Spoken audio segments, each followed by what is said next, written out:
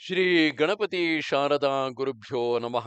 ಯತ್ರ ಯೋಗೇಶ್ವರ ಕೃಷ್ಣೋ ಯತ್ರ ಪಾರ್ಥೋ ಧನುರ್ಧರಃ ತತ್ರ ಶ್ರೀ ವಿಜಯ ಭೂತಿರ್ಧ್ರುವ ನೀತಿರ್ಮತಿರ್ಮಮ. ಶ್ರೋತೃಗಳಿಗೆ ಶ್ರೀ ಅಳಸಿಂಗರಾಚಾರ್ಯ ವಿರಚಿತ ಶ್ರೀ ವ್ಯಾಸ ಮಹರ್ಷಿ ಪ್ರಣೀತ ಶ್ರೀಮನ್ ಮಹಾಭಾರತದ ದ್ರೋಣ ಪರ್ವದಲ್ಲಿ ಅಭಿಮನ್ಯು ದುಶ್ಯಾಸನರ ಸಮಾಗಮವು ಎಂಬ 39ನೆಯ ಅಧ್ಯಾಯಕ್ಕೆ ಸ್ವಾಗತ.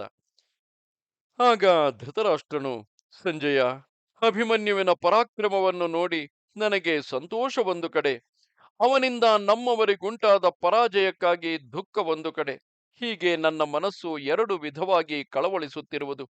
ಓ ಗಾವಲ್ಗಣಿ, ಆ ಸುಭದ್ರಾ ಕುಮಾರನು ನನ್ನ ಮಗನ ದೊಡ್ಡ ಸೈನ್ಯವನ್ನು ತಡೆದ ರೀತಿ ಏನು? ಹಿಂದೆ ಸ್ಕಂದನು ದೈತ್ಯರಲ್ಲಿ ತೋರಿಸಿದ ಪರಾಕ್ರಮದಂತೆ ಆ ಅಭಿಮನ್ಯುವು ನಡೆಸಿದ ಯುದ್ಧ ಕ್ರೀಡೆ ಎಂಥದು? ಅದನ್ನೆಲ್ಲ ನೀನು ವಿಸ್ತಾರವಾಗಿ ನನಗೆ ತಿಳಿಸಬೇಕು ಎಂದನು. ಅದಕ್ಕೆ ಆ ಸಂಜಯನು, ಮಹಾರಾಜ, ಆ ಆಶ್ಚರ್ಯವನ್ನು ಏನೆಂದು ಹೇಳಲಿ? ಏಕಾಕಿಯಾದ ಆ ಬಾಲಕನಿಗೂ ಇತ್ತಲಾಗಿ ನಿನ್ನ ಕಡೆಯ ಅನೇಕ ವೀರರಿಗೂ ನಡೆದ ಅತಿ ಭಯಂಕರವಾದ ತುಮುಲ ಯುದ್ಧದಲ್ಲಿ ಅಭಿಮನ್ಯುವಿಗೆ ಮೇಲೆ ಮೇಲೆಯೂ ವೀರ್ಯೋತ್ಸಾಹಗಳು ಉಕ್ಕಿ ಬರುತ್ತಿದ್ದವು. ನಿನ್ನ ಕಡೆಯವರಿಗೂ ಆಕ್ರೋಶವು ಹೆಚ್ಚಿತು. ಆ ಬಾಲಕನೊಬ್ಬನೇ ರಥಾರೂಢನಾಗಿ ನಿನ್ನ ಕಡೆಯ ಅನೇಕ ರಥಿಕರ ಮೇಲೆ ಬಾಣ ವರ್ಷವನ್ನು ಸುರಿಸುತ್ತಿದ್ದನು.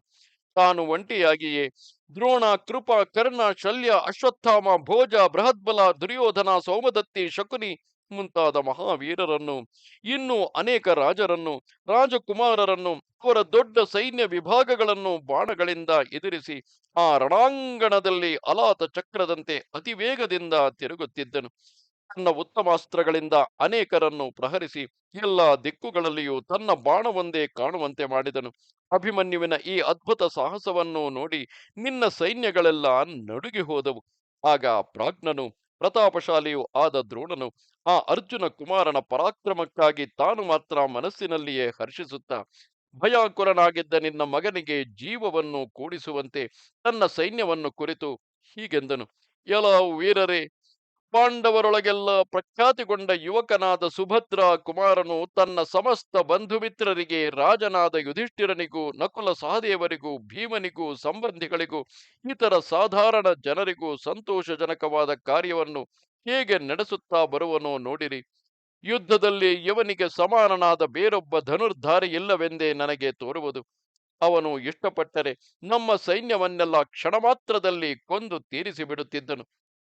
ಅದೇಕೋ ಅವನಿಗೆ ಇಷ್ಟವಿಲ್ಲವೆಂದು ತೋರುತ್ತಿದೆ ಎಂದನು. ಅಭಿಮನ್ಯುವಿನಲ್ಲಿ ಪ್ರೀತಿಸೂಚಕವಾದ ಈ ದ್ರೋಣನ ಮಾತನ್ನು ಕೇಳಿ ನಿನ್ನ ಮಗನಿಗೆ ಸಹಿಸಲಾರದಷ್ಟು ಕೋಪ ಉಂಟಾಯಿತು. ಗರ್ವದಿಂದ ನಗುತ್ತಾ ದುರದುರನೆ ದ್ರೋಣನನ್ನು ನೋಡಿ ತನ್ನ ಸಮೀಪದಲ್ಲಿದ್ದ ಕರ್ಣ, ಬಾಕ್ಲೇಕ, ದುಶ್ಯಾಸನ, ಶಲ್ಯಾದಿ ಮಹಾರಥರನ್ನು ಕುರಿತು ಹೀಗೆಂದನು. ಎಲೈ ವೀರರೇ, ದ್ರೋಣನ ಮಾತುಗಳನ್ನು ಕೇಳಿದಿರಲ್ಲವೇ? ಈತನು ಮೂರ್ಧಾಭಿಷಿಕ್ತರಾದ ಎಲ್ಲ ರಾಜರಿಗೂ ತಾನು ಗುರುವೆನಿಸಿರುವನು. ಎಲ್ಲ ಬ್ರಹ್ಮವಿತ್ತುಗಳಿಗೆ ಎಲ್ಲ ಬ್ರಹ್ಮವಿತ್ತುಗಳಲ್ಲಿ ತಾನು ಮೇಲಾಗಿರುವನು. ಇವನಿಗೆ ಆ ಅರ್ಜುನನ ಮಗನನ್ನು ಕೊಲ್ಲುವುದೇ ಇಷ್ಟವಿಲ್ಲವೆಂದು ತೋರುತ್ತಿದೆ. ಇವನು ಮನಸ್ಸಿಟ್ಟು ಯುದ್ಧ ಮಾಡುವುದಾದರೆ ಕಾಲಾಂತಕನಾದರೂ ಇವನಿಗೆ ಇದಿರಾಗಿ ನಿಲ್ಲಲಾರನು.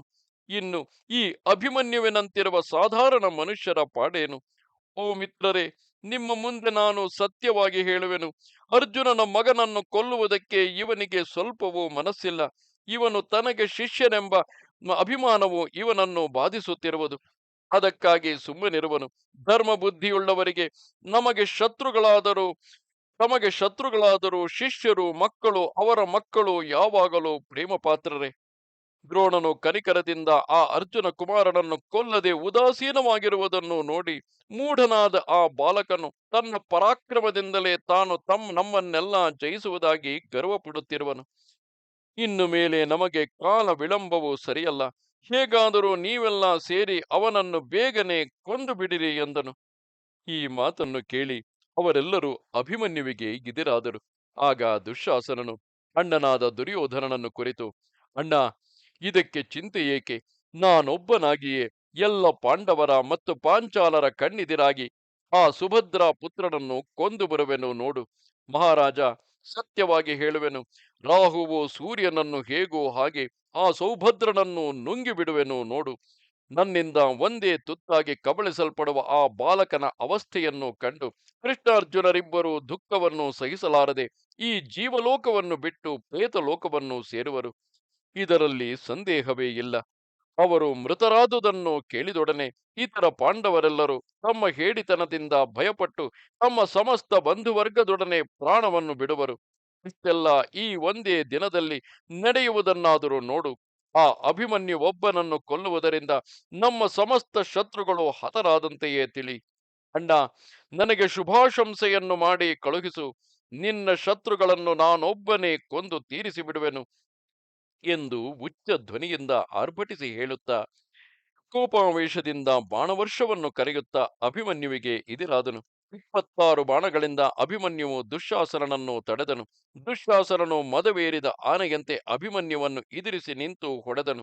ಇಬ್ಬರಿಗೂ ದೊಡ್ಡ ಹೋರಾಟವಾಯಿತು. ಇಬ್ಬರು ರಥಶಿಕ್ಷೆಯಲ್ಲಿ ನಿಪುಣರು. ಇಬ್ಬರು ರಥಾರೂಢರಾಗಿ ಎಡ ಬಲ ಪಾರ್ಶ್ವಗಳಿಂದ ವಿಚಿತ್ರ ಮಂಡಲ ಗತಿಗಳನ್ನು ತೋರಿಸುತ್ತಾ ದೊಡ್ಡ ಯುದ್ಧವನ್ನು ಮಾಡಿದರು. ಇವರ ಯುದ್ಧ ಕಾಲದಲ್ಲಿ ಉಭಯ ಪಕ್ಷದಲ್ಲಿಯೂ ಪಣಮ, ಮೃದಂಗ, ದುಂದುಭಿ, ಕ್ರಕಚ, ಅನಕ, ಭೇರಿ, ಜರ್ಜರಿ, ಶಂಖ, ಸಿಂಹನಾದಗಳೇ ಮೊದಲಾದ ಧ್ವನಿಗಳು ಅತಿ ಪ್ರಬಲವಾಗಿ ಹೊರಡುತ್ತಿದ್ದವು. ಇದು 39ನೆಯ ಅಧ್ಯಾಯವು. ನಮಸ್ತೆ ಶಾರದೆ ದೇವಿ, ಕಾಶ್ಮೀರ ಪುರವಾಸಿನಿ. ತ್ವಾಮಹಂ ಪ್ರಾರ್ಥಯೇ ನಿತ್ಯಂ, ವಿದ್ಯಾದಾನಂಚ ದೇಹಿಮೆ. ನಮಸ್ಕಾರ.